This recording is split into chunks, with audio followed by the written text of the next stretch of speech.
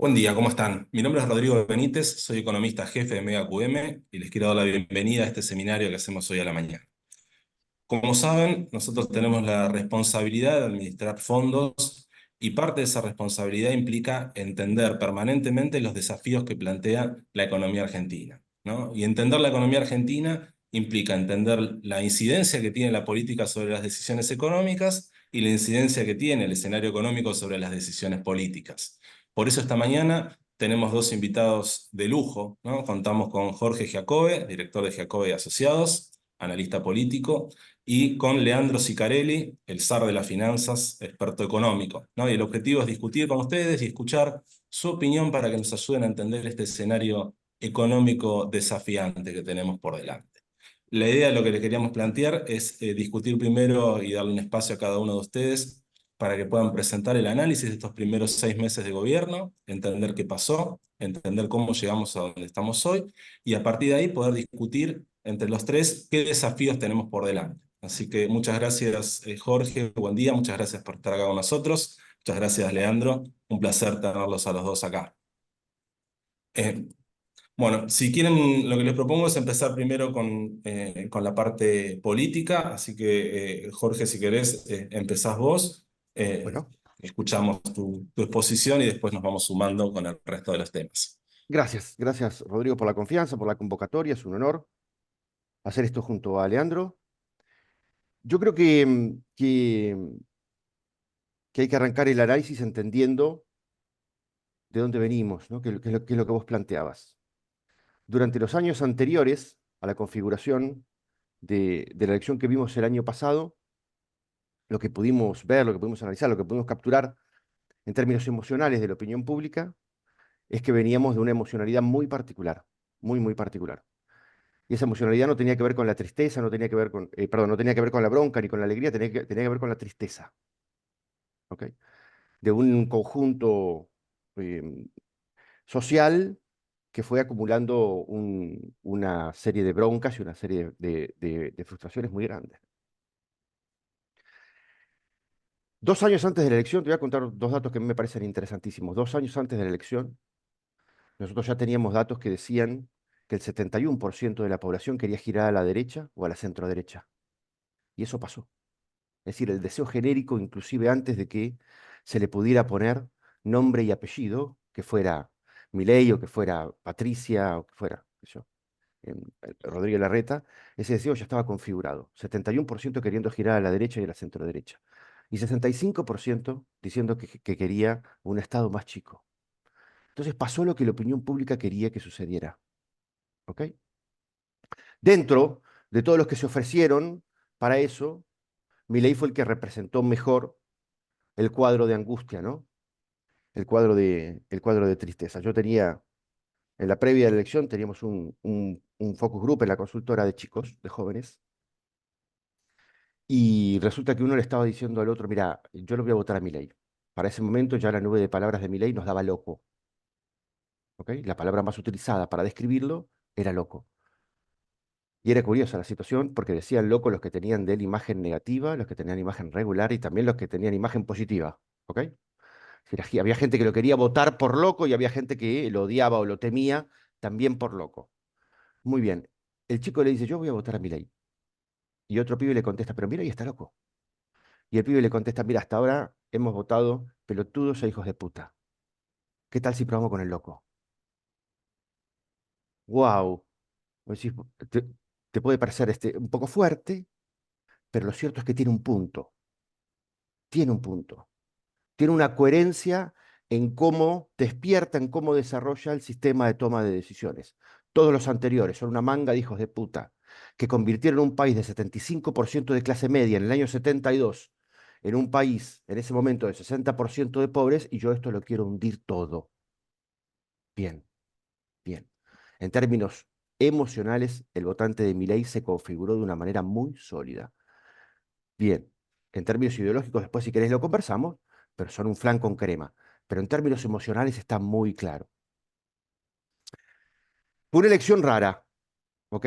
Cada 20 años se da en Argentina que se rompe la bipolaridad, esa bipolaridad que existió durante 15 años entre Macri y Cristina Kirchner, se partió en tres. Digo cada 20 años porque la última que vimos en tres partes fue la del 2003, Néstor, con Menem y con López Murphy. De modo tal que, en definitiva, Javier Milei no es cierto que es el presidente más votado de la historia, es un tipo que alcanza la presidencia teniendo 30% del electorado en la PASO y en la general. Ese es su público núcleo. Ese es su público núcleo, preferentemente menores de 30 años.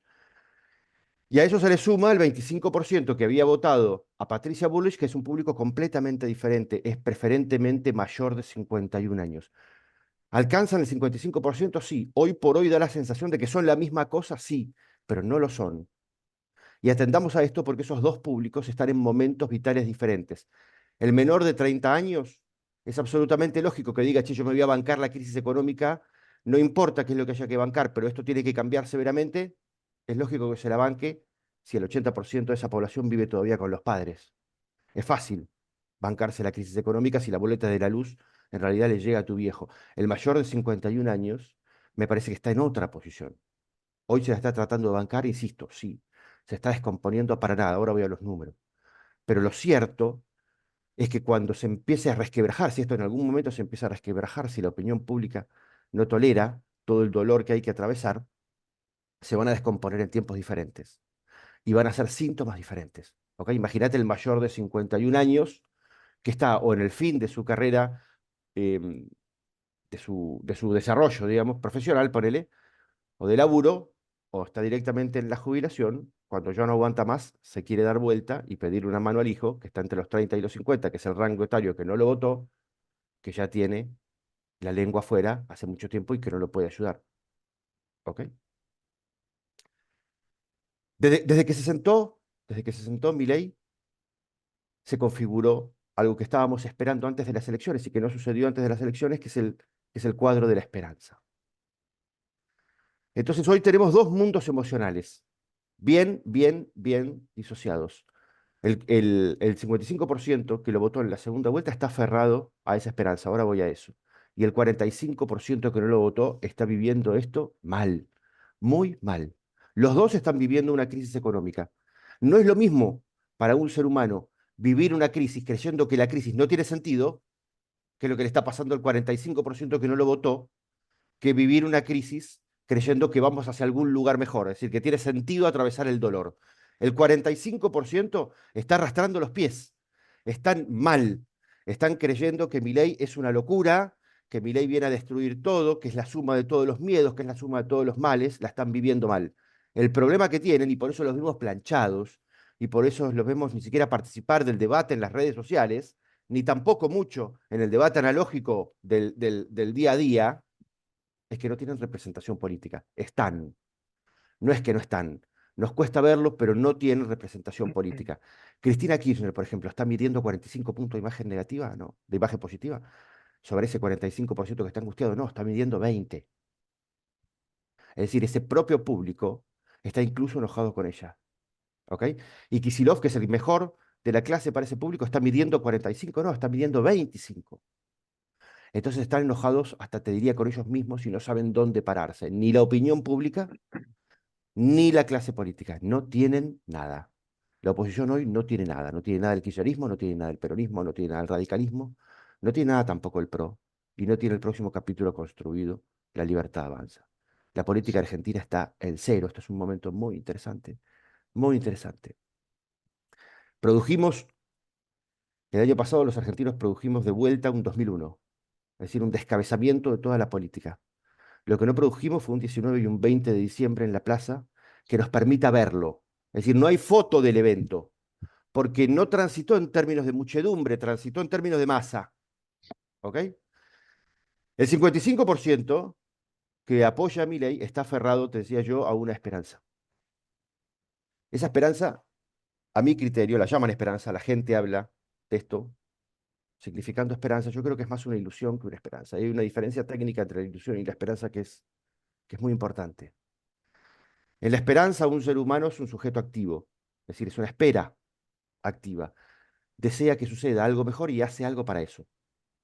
En la ilusión, el sujeto es pasivo, espera que otro le resuelva los problemas. ¿Ok? Muy bien. todo lo que estamos esperando, todo lo que estamos esperando, todo mi desafío como investigador tiene que ver con tratar de encontrar dónde está la frontera de dolor tolerable de cada argentino. Y con esto redondeo y le doy la palabra a Leandro. A mí me da la sensación de que Milei es una especie de kinesiólogo que le dijo a la gente, muchachos, vengan a mí, que son 48 sesiones, les va a doler un montón, pero al final está el premio. Ahí hay algo del cambio cultural que ya está certificado. La otra parte del cambio cultural todavía no. Pero esa parte ya está certificada. ¿Por qué? Porque la historia de los políticos argentinos era la historia de campañas mucho más psicopáticas, que decían algo diferente. Negro, votame a mí, que yo te voy a llevar al paraíso y no te va a doler nada. Y éramos tan infantiles y tan inmaduros que nos encantaba ese tipo de discurso, se nos dilataban las pupilas y convulsionábamos de alegría en el suelo cuando escuchábamos eso. Hoy la opinión pública decidió ir al tipo que te propone dolor, ahí hay un cambio severo, severo. Ahora, que arranquemos el tratamiento con el kinesiólogo y que lo arranquemos entusiasmados y que lo arranquemos creyendo que vamos a llegar hasta el final, no necesariamente indica que vamos a llegar hasta el final. El racional, el racional El racional no explica todo el esfuerzo. El gobierno está aferrado a esa idea. El gobierno cree que si le explica a la gente el porqué del esfuerzo, eso simplemente va a llevar a la gente a aguantar 4 años.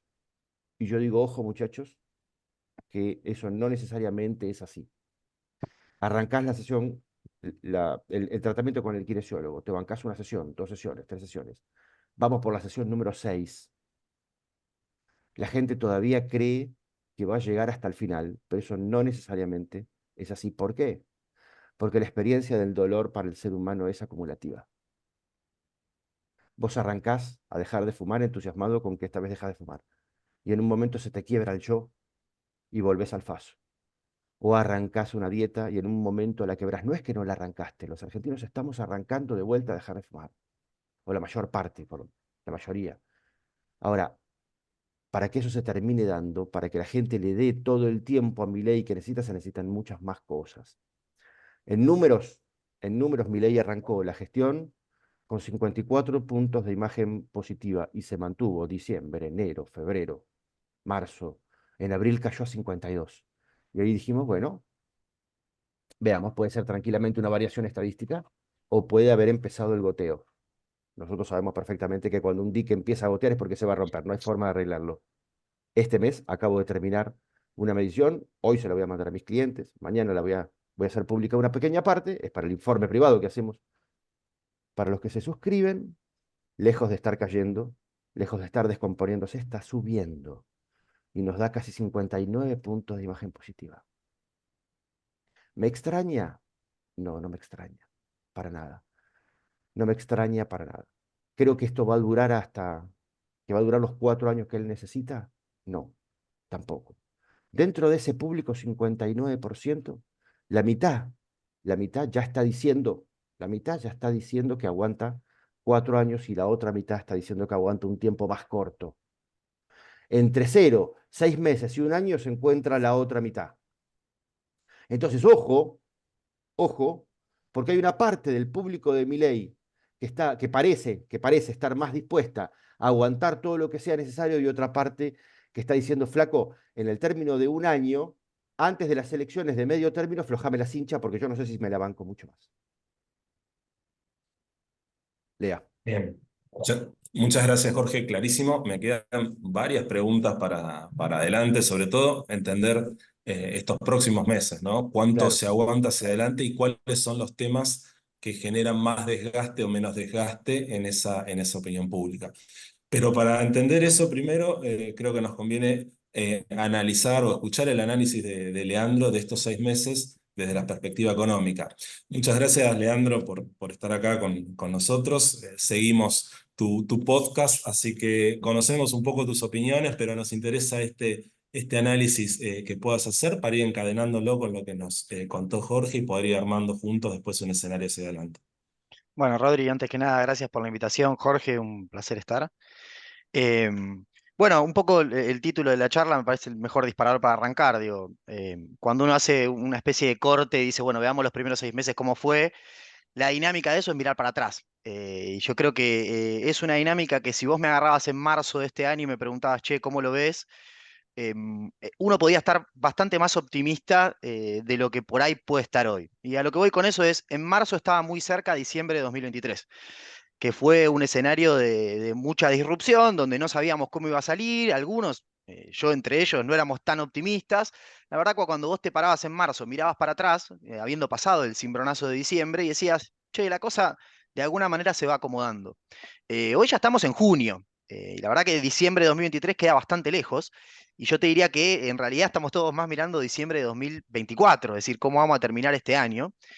Y creo que ahí empiezan a aparecer algunas luces amarillas. O sea, ese optimismo que tuvimos en la primera parte del año, hoy no se convierte en pesimismo, pero sí creo que hay algunas cosas que empiezan a presentar desafíos y hay algunos temas que vos en marzo, desde la macro, por ahí no querías o no convenía o no era el tiempo todavía de atender. Creo que ya hoy empieza a requerir el mercado, las empresas, los sindicatos, empiezan a requerir por lo menos una hoja de ruta para saber cómo vamos a resolver algunos temas de acá hasta fin de año. Entre ellos, por ejemplo, el cepo. Pero voy a hacer algo un poco engorroso, que es leer algunos datos. em, no hay que perder de vista de dónde partimos y dónde estamos hoy. Digamos, si uno quiere hacer un resumen de los primeros 6 meses en materia de macro, lo hablábamos en la charla cuando poníamos un poco las condiciones del Zoom y nos contabas cómo era la dinámica, decíamos, bueno, pensemos en la tasa de interés, tipo de cambio, cómo vemos esas cláusulas de ajuste, cómo vienen.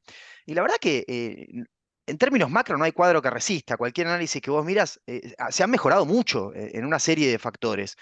Creo que antes de leer algún datito como para poner en contexto, hay que entender que la economía argentina está caminando a dos velocidades. Bien, ¿a qué me refiero con dos velocidades? Bueno, una cosa es la calle, una cosa es lo real, una cosa es el empleo, la actividad, que la verdad ha tenido un golpe muy, muy duro el primer trimestre, probablemente haga piso en abril, un piso que va a estar muy empujado por sectores que tienen mucha influencia o mucha ascendencia en el interior del país, pero que en el AMBA no se va a notar tanto, porque básicamente son sectores primarios. Y bueno, empezás a tener una situación con el empleo que es problemática, empezás a tener una situación con los ingresos que fue muy problemática, ahora está empezando a rebotar, pero hay gente que se te cae del sistema. Entonces, lo real creo que todavía el ajuste no terminó, creo que queda todavía una parte que por ahí con el rebote estadístico que vamos a tener, producto del empuje del agro y demás, queda una parte que va a quedar por debajo de la alfombra y a la cual hay que prestarle mucha atención, digamos, y eso es algo que a mí me preocupa en el mediano plazo.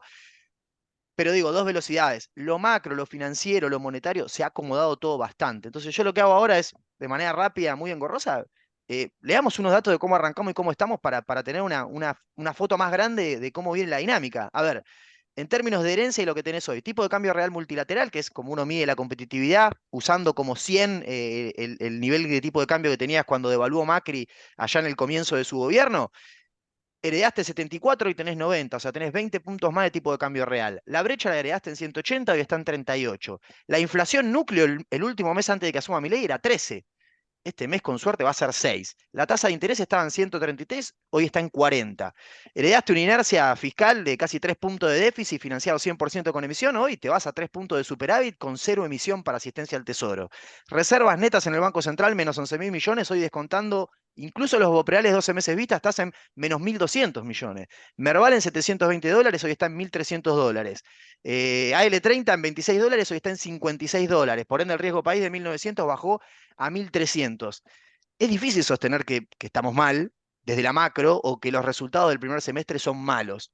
La verdad es que a la luz de los datos son bastante buenos y a la luz de los datos también uno podría decir hacia adelante incluso el mercado está bastante optimista porque si siguen estos niveles es porque evidentemente algún voto de confianza tiene. Ahora, eso es backward looking. Bien, si yo miro contra diciembre de 2023 estamos muy bien, o sea, muy bien, a dos velocidades. Lo nuestro, lo macro, lo financiero, la verdad que las cosas se fueron ordenando. Después podemos discutir si la forma en la que se ordenaron fue la mejor o no. Yo creo que hubo mucho de golpes, se ordenó con lo que yo llamo en el podcast artes oscuras. Digo, a ver, tener 3 puntos de superávit fiscal cuando el 20% es producto de deuda flotante, ahí Camesa, deuda del Tesoro, una serie de cosas, bueno, tal vez no sea el mejor superávit fiscal. Ahora, en concreto, de los últimos 10 años tuvimos equilibrio fiscal un año, que fue cuando el Fondo Monetario definitivamente nos puso la soga al cuello, y este año. Entonces, la verdad que algún mérito hay, por más que después podamos ver si las herramientas que sostienen ese superávit fiscal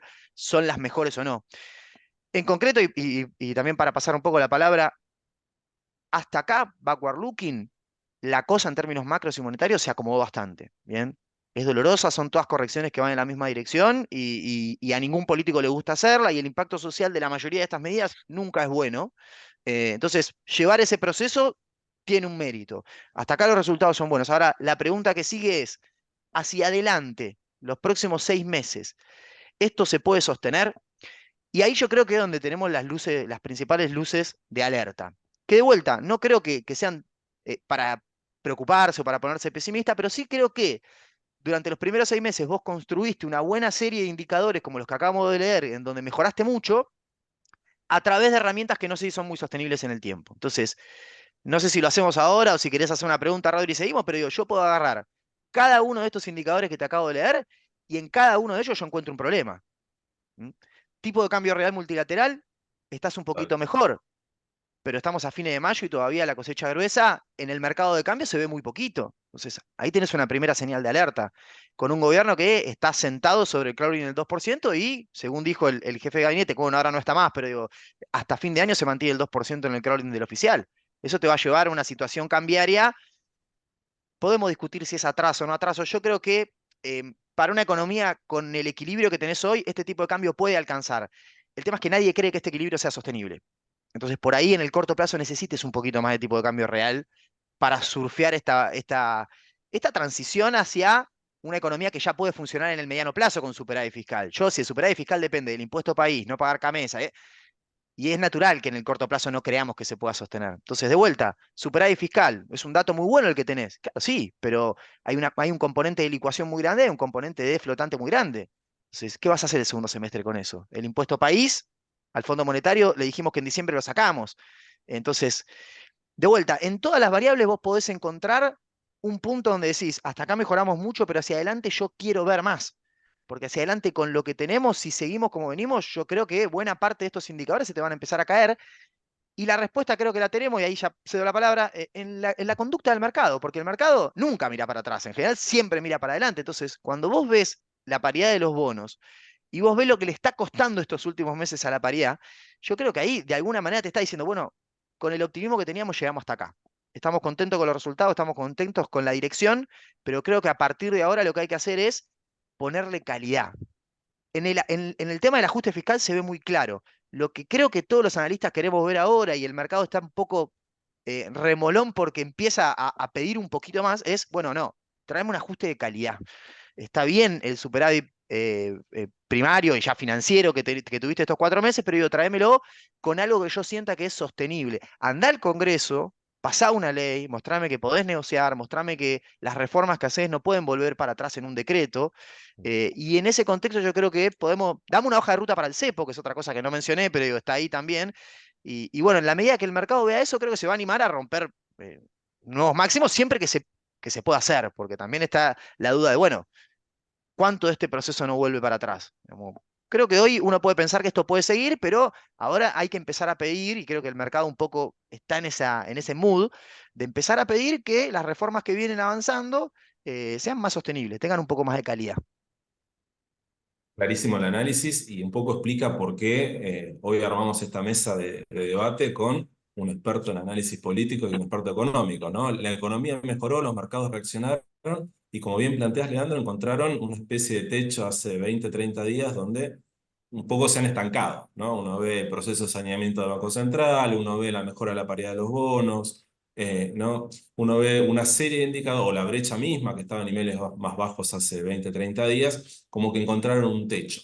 Y una de las explicaciones que uno escucha en el mercado pasa justamente por esto. El siguiente paso tiene que venir del lado de la política. Por eso vuelvo a lo que escuchábamos de Jorge antes, que nos planteaba que este gobierno llegó sobre todo a partir de a partir de haber identificado en el mercado una necesidad de cambio, como que la gente quería un cambio y quería sobre todo, estaba de acuerdo con parte de ese ajuste fiscal. Vos decías, el 75% estaba de acuerdo con achicar el Estado, y no me acuerdo ahora el porcentaje, pero un porcentaje alto quería girar hacia la centro derecha o más medidas pro mercado. En ese contexto, con esos indicadores y con esta realidad económica donde durante 6 meses ya empezaste a transitar parte de ese camino, ¿ves margen para que la política acompañe ese proceso, siendo que tenemos un equipo de gobierno que tiene poco peso en las distintas cámaras? Mira, está claro que se configuró un espíritu del tiempo, ¿no? Que es lo que decíamos recién. Y está claro que lo entendió todo el mundo, ¿no? Una de las primeras que lo entendió fue Cristina y se preparó para perder la elección. Y todos los candidatos que tuvimos en la góndola de la política fueron todos de derecha. En el discurso de Quilmes, Cristina planteó algo que es muy interesante, que es que el primer liberal de la historia última de la Argentina fue Néstor Kirchner. Es interesante. Lo que está haciendo Milei, dijo, ya lo hizo Néstor. Ya nos había contado antes que había sido el primer socialista, había sido el primer comunista, había sido el primer peronista, había sido el primer todo. Pero digo, ella entiende perfectamente cuál es el deseo de la opinión pública, aunque no lo pueda representar. ¿No? Como si yo entendiera que la gente quiere ver Hamlet.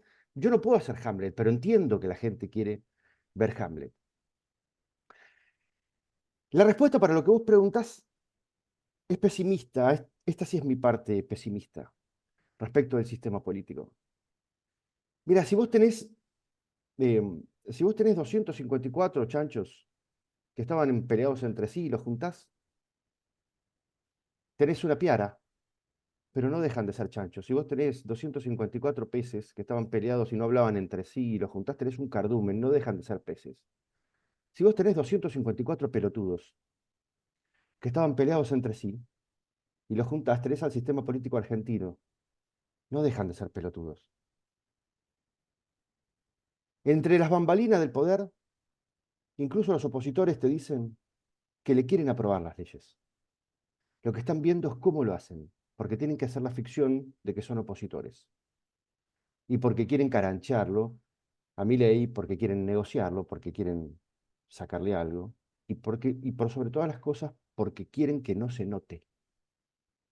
Ahora, Milei es absolutamente funcional a todos los espacios políticos. Es funcional a los propios, es funcional a los aliados y es funcional a los opositores que estaban buscando un loco que venga a meter los dedos en el enchufe que ellos no querían.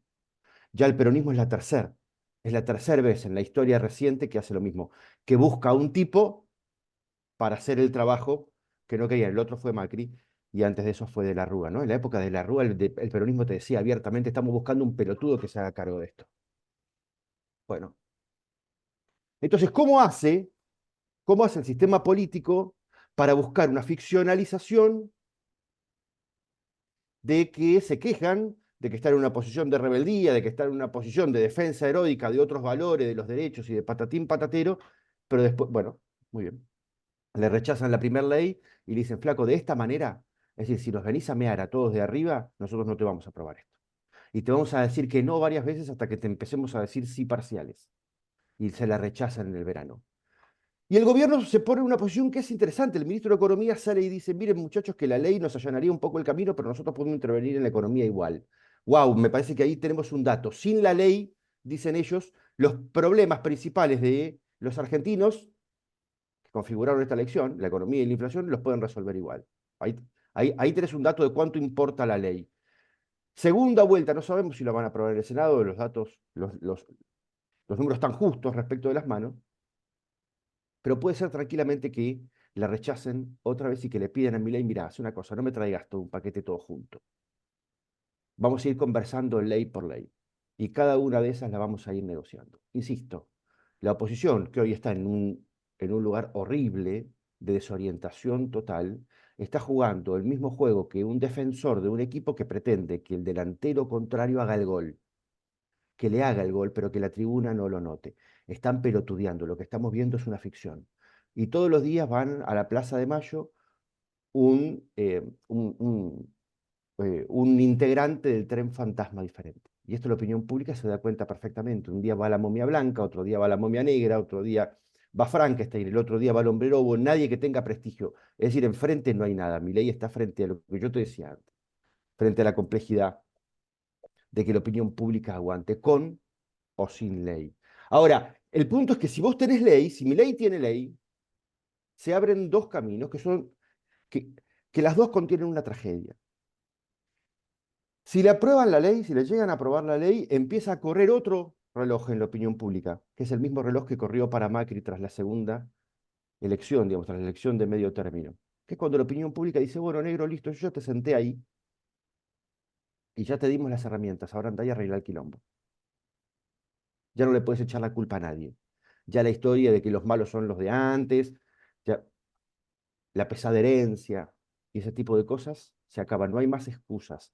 Eso pone la opinión pública en un nivel de ansiedad que acelera los tiempos. Insisto, es lo que le pasó a Macri. La opinión pública le dio una elección, Macri dijo no me alcanza, les tengo que ganar de vuelta, te doy la segunda elección y después se empezó a descomponer. ¿Ok? El permiso social duró ahí 2 años y la gente le dijo, negro, listo, deja de pelotudear y arreglar las cosas. No pudo. Con mi ley puede llegar a pasar lo mismo. A partir de la ley y a partir de las elecciones de segundo término. Si no aprueba la ley, es decir, si tiene ley, esa tragedia. Si no tiene ley, en algún momento la opinión pública también se va a cansar. Y le va a decir, negro, al final yo te senté ahí y vos ni siquiera podés aprobar una ley. Entonces está frente a dos tragedias. En algún momento este hombre va a tener que decidir cuál de los dos caminos toma frente a la crisis social. Mientras no la tenga la crisis social, mientras siga teniendo el permiso social, cualquier cosa va a correr bien, con ley o sin ley. Perfecto.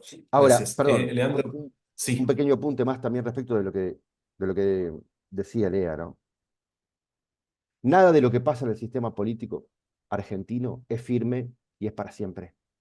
Cualquier ley que tengamos la puede desandar el próximo gobierno si se nos ocurre mañana girar de vuelta sobre los talones y salir del rol del padre y volver al rol de la madre. Acuérdense de la experiencia Macri, ¿no? La opinión pública fue la primera intentona de dejar de fumar, volviendo a utilizar aquella mecánica, o dejar de chupar. Todo el mundo, todo el mundo externo me refiero, todo el mundo de las inversiones, todo el mundo de... A mí me pasaba en Nueva York esto, de sentirlo. Decía, bueno, che, qué bueno que dejaron de chupar, qué bueno que el alcohólico dejó de chupar. Votaron a Macri, perfecto. Ahora, de ahí a que te presten el sacacorcho o que te dejen solo en la bodega o que te regalen un vino para tu cumpleaños, hay una distancia enorme. Todo el mundo celebró en aquel momento como ahora que dejáramos de chupar. Ahora la confianza no llegó nunca, nunca. ¿Por qué? Porque el mundo de las inversiones, no el mundo de las inversiones de las finanzas que entra y sale, es más rápido, sino el mundo de aquel que puede poner una fábrica, una matricería en el conurbano bonaerense y generar 20 puestos de empleo, ese tarda un poquito más. Y te toma examen. Y dice, bueno, ¿ganaste la presidencial? Sí, perfecto, ganaste la presidencial. Bueno, muy bien.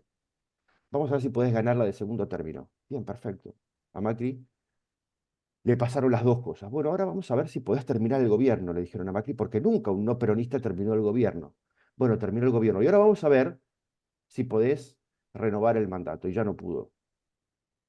Es decir, esa confianza tarda más que lo que creen aquellos que se sientan en la Casa Rosada. Dale, Rodri, escucha la Leandro, pregunta. ahí sí, ahí el desafío es en este escenario que nos plantea Jorge, donde la parte política tarda en consolidar, ¿no? Este paso que estábamos mencionando como necesario para solidificar la posición fiscal, ¿no? Es decir, hay temas en la economía que todavía no me cierran del todo, ¿no? Todavía no se salió del cepo, estoy perdiendo tipo de cambio real, lo fiscal necesita pasar de algo que luce como transitorio a algo que sea más permanente. Y atrás de eso tenés dos o tres decisiones que requieren que ese apoyo político esté presente, o por lo menos así lo lee el mercado, ¿no? ¿Cómo estás viendo ese escenario? Sobre todo, ¿qué estás esperando en términos de salida del cepo, ¿no? El mercado en algún momento preciaba que esto podía ser muy sobre fin de año. Las últimas 2 o 3 semanas hemos visto una dinámica muy distinta. Más allá de lo que nos gustaría a nosotros, ¿cuál crees que es el camino que elige el gobierno en este escenario y con esas dudas políticas que nos plantea Jorge? Bueno, obviamente que hasta que no se destrabe lo de la ley base, yo creo que el gobierno no tiene ni en agenda tocar temas cambiarios. Pero es verdad que con el dictamen de ayer y el proceso avanzando, uno se vuelve a preguntar cómo va a ser ese proceso de desarme del cepo. Para mí el escenario base fue siempre un desarme gradual. Es decir, el cepo que tenemos hoy es el cúmulo de un montón de restricciones que se fueron sumando al cepo de 2019 que pone la cunza en ese proceso de transición electoral. Duran entre 2020 y 2024. no paramos de meter regulaciones. Digamos. Entonces, hoy, más que un cepo, tenés una especie de Frankenstein. Entonces, como es un lío muy grande, mucho más grande del que vos tenías en diciembre de 2015, no solo por las regulaciones que son un problema, sino por los desequilibrios macroeconómicos con los que lidiás, que son 10 veces los que heredó Macri, uno dice, lo del cepo se va a hacer de manera gradual. Entonces, creo que lo que el gobierno va a querer hacer es ir desregulando de a poco, ir testeando el mercado, cómo reacciona cada una de esas desregulaciones. Yo, más ahora que estamos en un espacio más vinculado al mercado y a las finanzas, aclaro que en realidad lo que nosotros llamamos cepo, nosotros cuando nos dicen cepo decimos, bueno, el parking, el aviso a la CNB cuando uno opera más de 200 millones. Bueno, en realidad el cepo, estrictamente hablando, en términos macro, el que tiene peso de verdad fuerte, es el cepo que vos tenés en el mercado abierto electrónico, o sea, el cepo en el mercado libre de cambios, ¿bien? El cepo que implica que una empresa grande cuando quiere importar tiene que pagar en 4 cuotas a 120 días. Esas son las restricciones cambiarias más grandes, o sea, cuando una empresa quiere girar dividendos y no lo puede hacer, cuando tiene que pagar una regalía no se puede hacer. Ese cepo, que es el cepo, llamémosle comercial si se quiere, que está de la mano del financiero, hay cepo en los dos, creo que el escenario base es que se vaya sacando a poco. Por ejemplo, hace un tiempo el gobierno sacó una regulación que decía, las pymes estaban pagando en 4 cuotas, bueno, ahora las pymes pueden pagar todo a 30 días. Ese es el escenario base. Un recorrido, un sendero en donde el gobierno va de a poquito llevando todo al pago contado, como tiene que ser en un mercado de cambios, y va testeando. Digo, bueno, a ver, yo paso a las pymes a 30 días. Ahora por ahí, dentro de un mes, paso a las grandes empresas a pagar en 2 cuotas. Bueno, ese es el escenario base. Un escenario donde vos decís, bueno, tienen 6 meses de acá hasta fin de año, y te aclaro, de acá hasta fin de año, no mucho más, para ir sacando regulaciones, testeando el mercado, por ahí dejar un set de regulaciones para el último día y con un anuncio sacar esas últimas regulaciones y empezar a flotar ya directamente en la salida del cepo. Yo creo que uno decía, si sale bien el tercer trimestre, si sale un poquito menos bien el último trimestre del año. Ahora, producto de las señales que estamos viendo, y creo que un poco parte de la corrida que tuvimos o la corridita que tuvimos en los paralelos la semana anterior y un poco el ruido que estamos teniendo en el mercado de por qué los activos hacen techo, no solo tiene que ver con lo fiscal, no solo tiene que ver con lo cambiario, creo que también hay un componente de expectativa respecto de lo que va a suceder con el cepo en todo este movimiento que estamos viendo en los precios de mercado. Y me refiero a que porque ese escenario base creo que es un escenario con el que el mercado puede lidiar, no es un escenario que sea muy disruptivo ni nada que al mercado le preocupe. Si vos de a poco vas mostrando una hoja de ruta, el mercado tiene 6 meses más. El cepo es un amigo que te ayuda a comprar tiempo, pero no es una herramienta que vos puedas usar mucho más allá de un año o una cosa así. Bien. Y las claras, la muestra está, el gobierno de Alberto lo intentó usar 4 y así terminamos.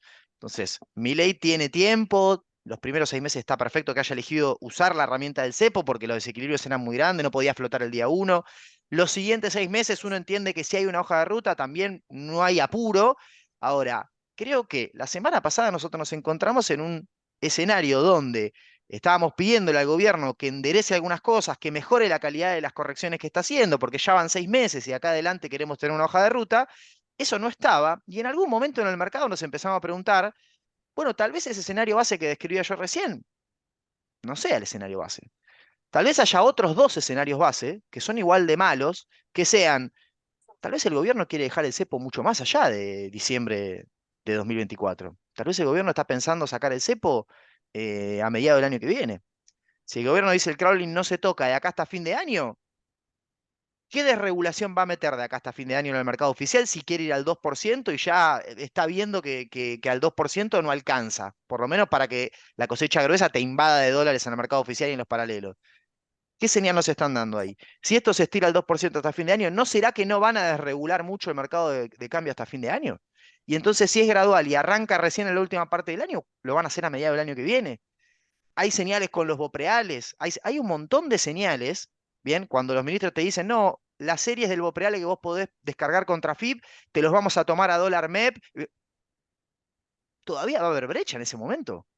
Entonces, ojo porque se puede configurar un escenario en donde el mercado empiece a pensar, che, el cepo se estira mucho más de lo que creemos que es correcto, que es hasta fin de año, y si no el otro escenario, tal vez el gobierno sepa bien que no puede estirar el cepo un año y medio más, ¿bien?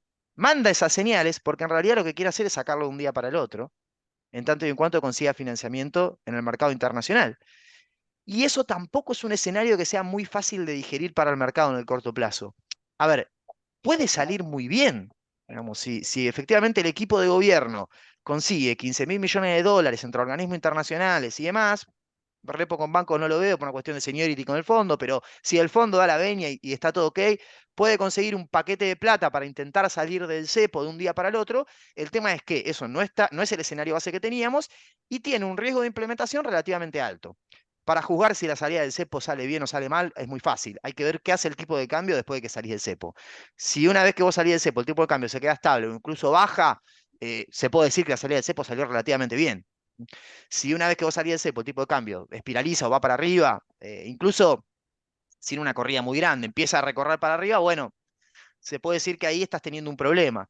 Entonces, creo que de alguna manera, si vos, no sé si se acuerdan, pero esas semanas hablaron Milei y Caputo varias veces, y medio que, en última instancia, la sensación que terminaron dejando es que se desactivaba esta cosa de el cepo salimos gradual, hay tiempo, lo vamos haciendo con tiempo. Entonces, en algún momento de la semana pasada, en el marco de la corrida, nos quedamos con la sensación de decir, che, al final los escenarios base son o salen de un día para el otro y hay que ver cómo sale eso, o se quedan un año y medio a dormir en el cepo, y ninguno de los escenarios es bueno. Entonces, en materia de regulaciones cambiaria y cepo, hoy yo estoy un poco más tranquilo, obviamente, siempre que los paralelos corren uno se preocupa un poco y el tono del análisis cambia.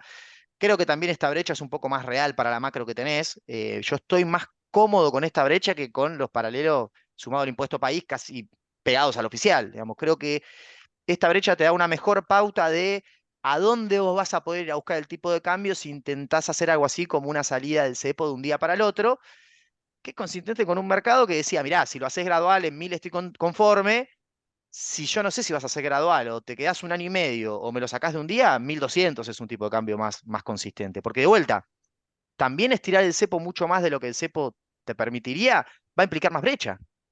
Porque la dinámica del cepo hace que si vos te pasás de rosca con el tiempo, la dinámica en el mercado de cambio, los incentivos empiezan a cambiar. Y cambian en la dirección contraria a la que el gobierno querría, que es los importadores se adelantan por pagar, los exportadores empiezan a esperar. Si en este esquema el Banco Central vende reservas en el mercado oficial en una rueda normal, bien, en una rueda normal, porque cuando la provincia de Buenos Aires tiene que pagar 200 palos y le entregás los dólares por esa ventanilla, vas a perder reserva. O cuando hay feriado en Estados Unidos, Memorial Day el otro día, sí, es natural. Pero si en una rueda normal, que no tenés nada de eso, el Central pierde reservas en el mercado oficial, eso es un game over. Es un game over porque vos tenés toda la macro armada para que el Central compre reservas, ¿no? Y por eso todos los días compra reservas. Yo creo que si estirás de más el cepo, en algún momento esa dinámica se vuelve para atrás y ahí vuelve para atrás todo. Y entonces por eso digo, el escenario base del cepo, hoy te vuelvo a decir, creo que lo más probable es que vayan tanteando, pero la verdad que por las señales que estoy viendo no descarto que intenten hacer de un día para el otro, yo le llamo a hacer alguna locura, de vuelta, puede salir bien, no es que tiene que salir necesariamente mal, pero tiene un riesgo de implementación muy alto. Y de alguna manera, bueno, por ahí me estoy adelantando, pero de alguna manera el gobierno se empieza a comprar un lío por haber alterado la secuencia. Bien, acá, cuando el gobierno asumió, eligió un programa de estabilización. En realidad, eligió no tener programa de estabilización. Yo sé que al gobierno eso no le gusta decirlo así, que Milei abiertamente dice la inflación está bajando, por eso es un programa de estabilización. Para mí, yo, plan de estabilización le digo a otra cosa, porque un plan de estabilización tiene que tener como foco en la nominalidad. Y si hay algo que no tuvo este gobierno al principio fue poner el foco en la nominalidad, en la inflación. Básicamente lo que dijo es, yo hago las correcciones y que los precios vayan a donde tengan que ir, que es una postura respetable. Yo no la compartía, creo que nos iba a hacer pagar un costo muy alto, que lo pagamos en actividad y en mucha inflación al principio, pero es una lección que sí le reconozco es consistente. El gobierno dijo, voy a hacer un ajuste fuerte dentro del cepo, que los precios se acomoden, los relativos. Como, en algún momento del proceso, creo que la desinflación, producto de la recesión y del movimiento de los dólares, fue muy rápida. Los precios empezaron a caer, a desacelerarse, perdón, mucho más rápido de lo que el gobierno esperaba. Y creo que hubo un proceso, yo le llamé de enamoramiento del gobierno con esa desinflación. Y creo que el gobierno en algún punto tomó la decisión de acompañar ese proceso. Patearlo de tarifas, patear impuestos a los combustibles, volver a negociar con prepagas, etcétera, son señales que te dan que el gobierno de alguna manera empieza ahora sí a preocuparse por la nominalidad. Y yo creo que ahí te estás empezando a comprar un problema, porque con el programa que vos pusiste desde el principio, se supone que la preocupación por la nominalidad venía después de salir del cepo. Entonces, vos hoy lo que estás haciendo es acelerando un proceso de desinflación sin un plan de estabilización, que en algún momento va a encontrar piso, eso, no vas a llegar a cero de inflación con este programa. De hecho, las mediciones de alta frecuencia ya te dicen que en un 3,5 mensual vas a necesitar otra cosa para romper esa barrera, vas a necesitar un programa de un plan de estabilización que se preocupe por la nominalidad. En concreto a lo que voy es, y para resumir y que se entienda, te estás preocupando por bajar la nominalidad adentro del cepo cuando hay precios relativos que todavía no se corrigieron. Ese proceso va caminando, avanza, pero lento, y falta corregir el principal precio de la economía, que es el tipo de cambio. Corregir en el sentido de, hay que ver si este precio es de equilibrio. ¿Lo vas a saber cuándo? Cuando saques el cepo. Entonces, ¿para qué desinflar adentro del cepo si yo todavía no sé cuál va a ser el tipo de cambio real de equilibrio una vez que quiera flotar? De vuelta, no digo que tenga que salir mal, lo que digo es que para que salga bien, como vos alteraste la secuencia y primero ahora querés bajar la inflación antes de sacar el cepo, para que salga bien ahora necesitas que se alineen un montón más de variables que antes. Vos podías haber agarrado a la sociedad, bueno, esto por ahí es más para Jorge, pero vos podrías haber agarrado a la sociedad y decir, van a sufrir, la inflación no va a bajar rápido, téngame paciencia que saco el cepo y estabilizo. Y entonces vos por ahí tenías 25, 20, 17, 15, y tardaba más, pero vos le podías decir a la sociedad, y bueno, te estoy sacando el cepo, estoy corrigiendo, teneme paciencia.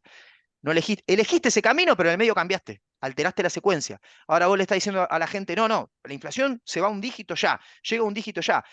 Bueno, si la salida del cepo sale mal, los paralelos vuelven a correr, el tipo de cambio encuentra un equilibrio un poco más arriba y los precios vuelven a acelerarse, le vas a tener que explicar a la gente que la inflación de 6 volvió a 8 y de 8 volvió a 9, que no es nada grave, que no es nada que sea una crisis total, pero que va a ser muy difícil explicarle a la gente que es culpa de la herencia, que es culpa de lo anterior. Entonces, yo creo que ahí el gobierno, por enamorarse del proceso de desinflación, se compra un problema o hace que el path para que esto salga bien tenga que ser mucho más sinfónico, más armónico. Entonces, por Mm. eso necesitas ya ley base y necesitas de fondo una hoja de ruta para el cepo, porque si no, en algún momento va a haber un ruido y de vuelta el escenario base va a ser o salen en un día o se quedan a dormir en el cepo, que ninguno de los dos escenarios es bueno. El óptimo es, tenemos una hoja de ruta, lo vamos a ir de a poco, paciencia, y más si ahora encima te estás preocupando por la inflación, lo tenés que hacer gradual para ir teniendo el timing de que la regulación no te rompa el proceso de caída de la velocidad de la nominalidad. Nada, lo veo. Ahora volvemos con esos temas, porque hay un par de cosas que me gustaría Mira, profundizar. Rodri, Pero déjame, aprovecho que lo pero tenemos no, a no, no, Jorge. déjame Sí, intervenir porque dijiste que era debate y yo, viste, me salgo de la vaina. No, no, no, que iba para una pregunta. Mira, Eh, es interesante lo nada, que dice sí, te Leandro. escucho. Hay, hay, hay dos sesgos importantes que operan en los seres humanos. No es un tema de que seamos pelotudos, sino que es absolutamente normal. El primer sesgo que está operando a favor de mi ley, que es absolutamente lógico, pero es incierto, es esta idea de que lo nuevo es necesariamente mejor, sobre todo para los seres humanos cuando venimos de una crisis. Cambiamos por cualquier otra cosa creyendo que eso nuevo va a ser mejor. Todavía opera, todavía es parte de lo que sustenta ese casi 60 puntos de imagen positiva. Lo nuevo a veces es mejor y a veces no. Venimos tratando de probar en la política con algo nuevo hace muchísimo tiempo y siempre es para peor. ¿Ok? Quizás esta vez sea para mejor. La segunda es la siguiente. Suponete que yo te digo, mira, yo hoy voy a salir a la cancha y voy a hacer 10 goles. Y vos me decís, Jorge, yo no sé si vas a hacer 10 goles hoy. Entonces estás agnóstico. Si yo hago el primero, vos empezás a creer que puedo hacer los otros 9. El gobierno le prometió a la opinión pública una serie de cosas que son las promesas que están explícitas y hay una serie de promesas implícitas que construyó el electorado sin que Milei las dijera. La primera de esas es la inflación y hoy a la opinión pública le da la sensación de que este tipo pudo solucionar o está pudiendo solucionar lo que, lo que los demás no. Es decir, yo te hago 10 goles y parece ser que el primer gol ya lo hizo. Si la curva cambia, si la inflación empieza a subir, aunque no sea preocupante, como dice Leandro, en una de esas ese clima cambia. Pero supongamos que no. Vamos a dársela por buena, ¿no? Después vienen a hacer los otros goles. Y el segundo gol es el que a mí más me preocupa, que es un tema que hemos pasado eh, como título recién y que es la desocupación. Y acá quiero sacar a bailar a Leandro. Primero les voy a compartir una placa, si me permitís, ¿no? Sí, sí, está habilitado. Mirá, de este estudio que todavía no publiqué. Así que espero que esto no trascienda la línea del Ecuador. ¿Crees que el desempleo puede llegar a impactar sobre vos o sobre alguien de tu familia? El 33% que vemos arriba dice que seguramente alguien de mi familia pierda el empleo. 33%. ¿Es público de Milei? No. Es público anti-Milei, es el kirchnerismo. Es absolutamente lógico. Están, como decía al principio, en una visión absolutamente punk. Todo va a salir mal. Descartalo. Ahora faltan 10 puntos, ¿no? Porque sacaron 45 puntos. O sea, los 10 puntos están en otro lugar, en alguna de las otras dos barras, y el 55% que votó a Milei está también en las otras dos barras. El 38% de abajo dice que nadie de mi familia va a perder empleo. ¿Ok? Son los más ilusionados, creen que esto va a salir muy bien. Ahora, vos tenés 10 puntos de uno y tenés 15 puntos casi del otro que están en el medio. Quizás alguien de mi familia pierda el empleo. Quizás alguien de mi familia pierda el empleo. Entonces, yo hago la siguiente tipologización. Vos tenés una familia, 5 tipos, 5 personas, que cree que todos los anteriores fueron unos hijos de puta y son una manga de fracasados, ¿no? La vieja política, la casta, bla, bla, bla. Votaron a Milei, se la están bancando, están haciendo todo el esfuerzo que pueden, ¿no? Se bajaron de cenar una vez por mes afuera, se bajaron de la primera marca, pasaron a la segunda o a la tercera, se achican, se achican, se achican, venden $50 todos los meses, que es lo que está pasando en la cueva de los barrios, venden el anillito de la abuela, que es lo que está pasando en la calle Libertad. Están tratando de bancarle la parada a Milei porque creen que esto tiene posibilidades de salir bien. Se achican, se achican, se achican hasta que uno de los 5 pierde el empleo. Y eso yo no sé si cambia el clima de toda la familia. Muchos economistas, acá lo saco a bailar a Lea. Muchos economistas con los cuales hablo yo estiman que la desocupación va a pasar de 6 a 9. Y yo pregunto, che, ¿cuánto es un punto de desocupación? Jorge, son 200.000 personas. Yo digo, bueno, son 600.000 personas. Si fuera uno por familia y lo multiplicamos por 3, solamente por 3, para no multiplicarlo por 4 o por 5, que es la pobreza, grupos familiares me refiero, estamos hablando de un impacto en términos electorales que es más que lo que sacó Schiaretti en las generales, que fue 7%. ¿Ok? Estamos hablando de que, entonces, de que mira, y después de haber solucionado la inflación, viene la oleada de la angustia respecto del desempleo y hay un escalón importante. Este hombre está no frente a un problema que si lo soluciona la opinión pública lo va a amar de por vida. Está frente a las plagas de Egipto. Un día se te ponen rojas las aguas, después vienen las ranas, después viene la langosta. Lea, contame cómo la ves esa, el desempleo. No, a ver, primero coincido, bueno, por eso te decía lo de la economía a dos velocidades, digamos, los Claro. datos de empleo en general aparte vienen con mucho rezago, es algo que vos tenés ahí abajo de la alfombra, pero tenemos datos de diciembre, enero, febrero en CIPA y la verdad que empleo privado registrado, sin estacionalidad, digamos, por ahí no es estrictamente ese número, pero para que tengas una idea, se perdieron 60.000 puestos de trabajo. El mes pasado Eh, me contaba alguien del mundo de la en febrero energía, un menos cliente 20.000. mío. Alguien me contaba del mundo de la energía. Jorge, los parques industriales están utilizando la mitad de la energía que utilizaban antes. Viene un cachetazo. Dale, perdón. Sí, a ver, tuviste, en materia de actividad creo que de alguna manera si todo se configura y todo sale bien, algún rebote sostenible vas a tener. Para mí no hay posibilidad que sea en B corta, pero sí por ahí podés tener algo como, bueno, Claro, la pipa de Nike, si sale todo bien, en el sentido de que si sale todo bien es si el proceso de desinflación acompañado por el gobierno es consistente con una salida del cepo más o menos ordenada. Si eso se mantiene así, podés tener un estándar más o menos de actividad de rebote sostenido que de alguna manera le va a poner un piso a la caída del empleo. Bien, después vamos a tener que discutir factores de competitividad, porque con ese tipo de cambio, buena parte de la producción industrial que vos tenés no va a poder competir y entonces va a haber un proceso de deterioro que a mí me parece que te puede dejar en un escenario de desigualdad muy grande. Y de vuelta voy a esto, yo desde el principio de esta gestión digo lo mismo, para los que eran muy pesimistas, yo les contestaba, ¿hay una posibilidad de que el que queda dentro del sistema con Milei se sienta muy bien a fin de año? Sí. Milei logra llevar la inflación a un dígito y sacar el cepo. Va a sentir que vive en un país bastante más normal que el que vivía en 2023. Ahora, el tema es que muy probablemente en el medio de ese proceso ya se han caído un montón. sí, Entonces, va a ser una ecuación, una suma entre los que quedaron adentro y dicen, che, no estoy igual que en 2023, estoy un poquito peor, pero la verdad, la inflación es de un dígito y este país más o menos funciona, las góndolas están llenas de producto, no falta nada, en mi empresa estamos pudiendo pagar las importaciones. Va a ser una ecuación entre los que quedaron bien y el que dice, sí, todo bien con eso, pero yo me quedé sin laburo. exacto. Entonces, ese proceso yo lo noto tranquilo y, o sea, lo noto por ahora ordenado, es un lío, pero por ahora creo que se sostiene. Y volviendo a lo anterior, a ver, creo que nadie le pedía a Milei que baje la inflación en 6 meses. Nadie le pedía que lleve la inflación al 3,5 mensual en 6 meses. Abiertamente Milei ganó diciendo que íbamos a un proceso de estanflación de 24 meses.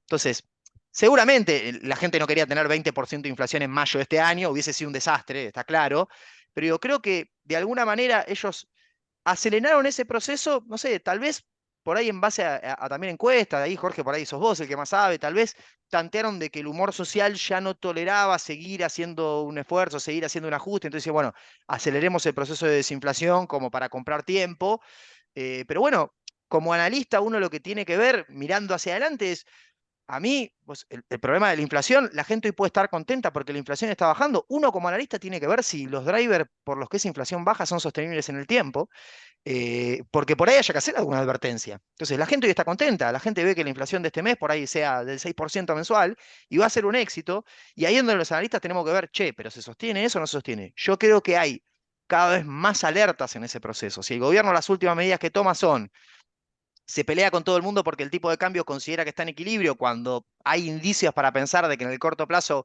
podrías hacer algo con el tipo de cambio oficial, que no es mantenerlo al 2%.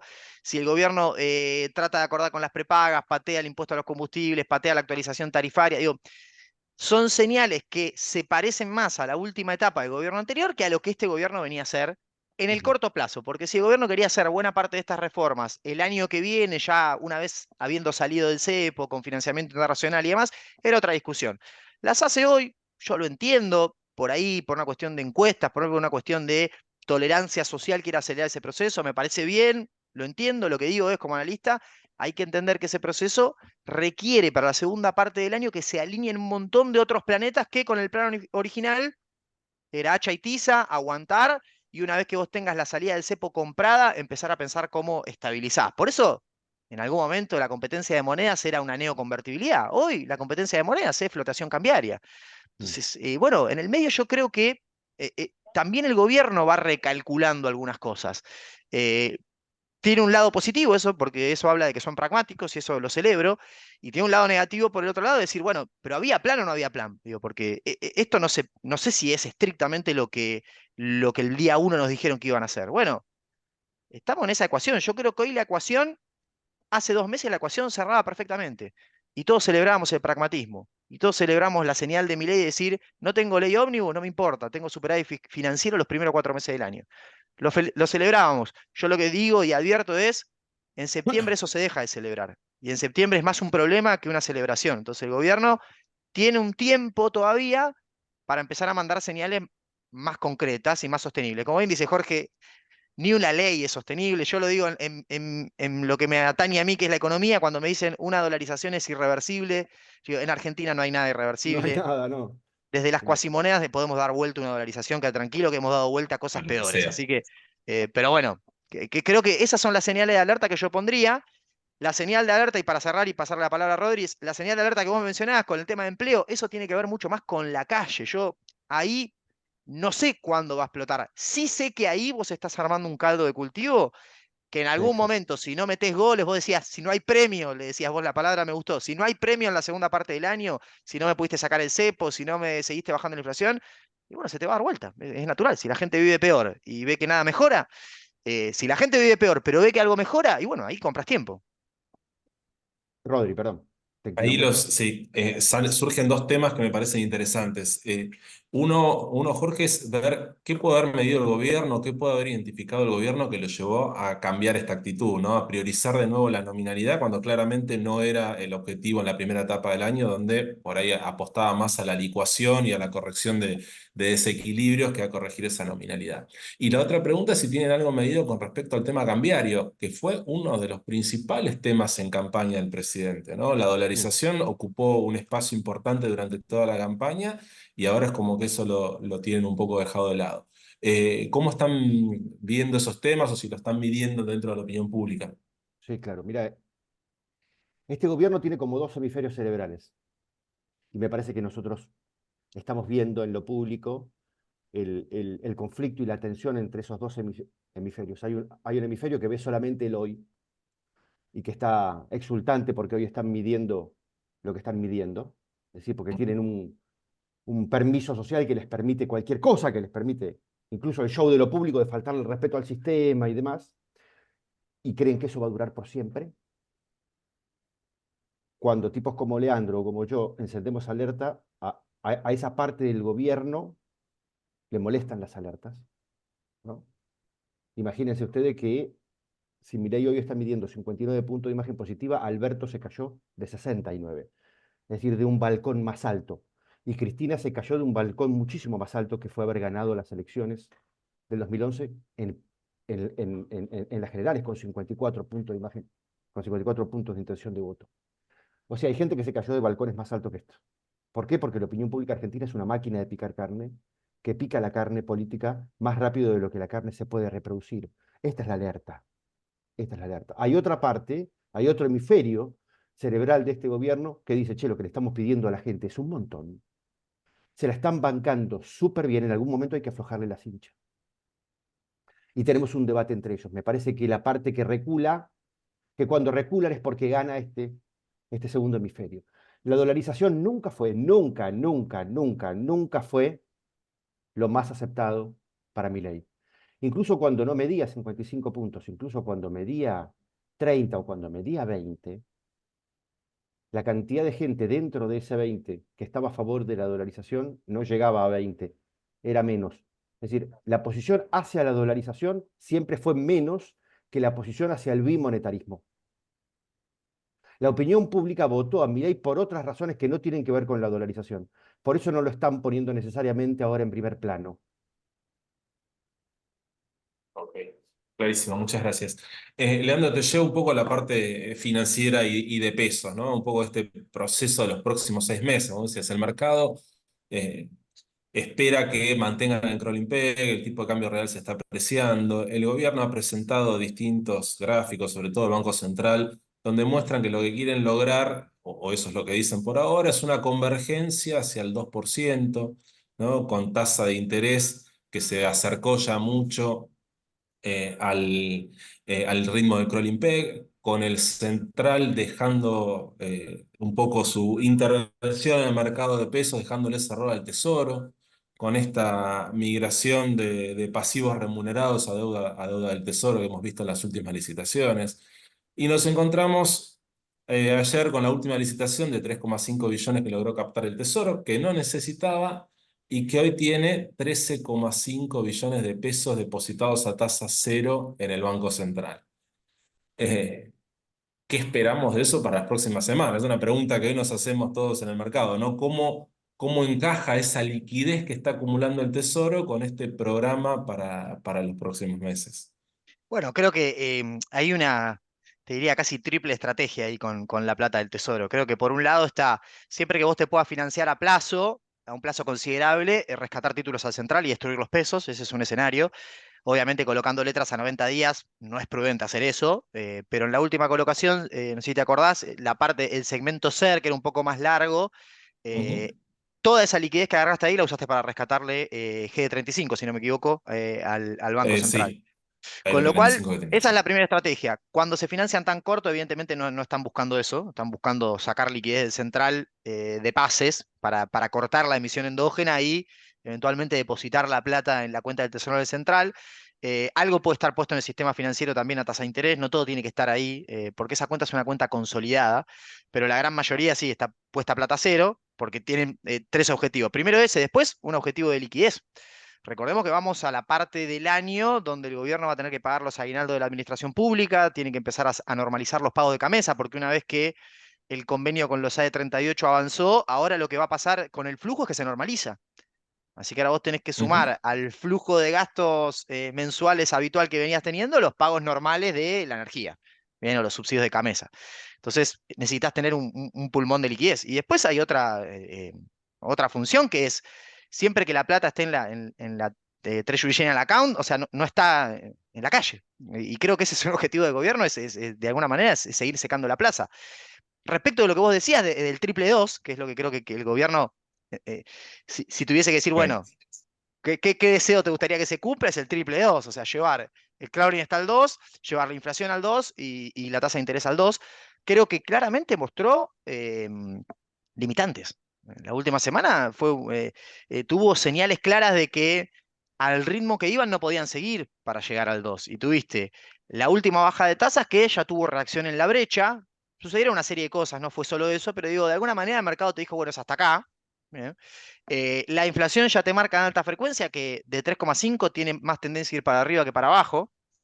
Y el crawling peg lo está sosteniendo al 2 básicamente porque seguís teniendo muchas regulaciones en el mercado de cambio. O sea que, de vuelta, fíjate lo que es. Para llegar al triple 2 necesitas que eso sea sostenible una vez que vos empiezas a sacar regulaciones, necesitas que se te alineen todos los planetas. Yo la verdad que con este programa llegar al triple 2 me resulta muy difícil, no lo veo muy factible. De alguna manera en el mercado tenés algunas señales. Creo que lo de la brecha es lo más fácil de ver. Digo, la brecha te marcó la semana pasada de que era un límite. Y si vos te fijas, esta colocación debe haber sido una de... Hacía bastante que no teníamos una colocación del Tesoro sin baja de tasas previas del Central. De alguna manera recogieron el guante de que, bueno, con lo que tenemos hasta acá. Bien. Después, obviamente, creo que... Y por eso en algún punto se explica el programa fiscal. El programa fiscal del gobierno, cuando arrancó todo esto y nos dijeron vamos a hacer 5 puntos de ajuste fiscal porque queremos tener equilibrio financiero, todos nos agarramos la cabeza y dijimos, es una locura. Creo que hasta el Fondo Monetario les dijo, es muchísimo. No hace falta eso, van a recuperar el rollover porque son gobierno. Con que tengan equilibrio primario ya está, los intereses los pueden ronar. Bueno, no, vamos a pagar con efectivo los intereses si es necesario. Bien. Y vos decís, ¿por qué tan agresivos? Bueno, porque parte del programa era agarrar, que no es ninguna genialidad, toda la deuda que los bancos tienen con el central, o sea, los pases pasivos, LELIX y todo eso, y pasárselo al Tesoro.